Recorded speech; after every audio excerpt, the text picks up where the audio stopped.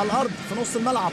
حسام واتلعبت غلط. تركيز يا جماعه، التركيز التركيز التركيز، لا وقت للاخطاء. اسيا اسيا اسيا اسيا، مش ممكن. جول تاني. مايكل اسيا يمر من الدفاع المصري براحته تماما ويفعل كل ما يريده في منطقه جزاء المنتخب المصري. وفي النهاية احنا اللي حطينا الجول في نفسنا. منتخب مصر بيتكفل بتسجيل الاهداف لغانا وكأنها ناقصة.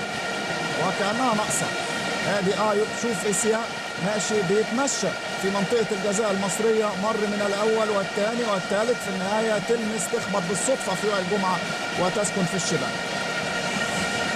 طيب ايه بقى؟ يعني نص الشوط الاول والنتيجه 2-0.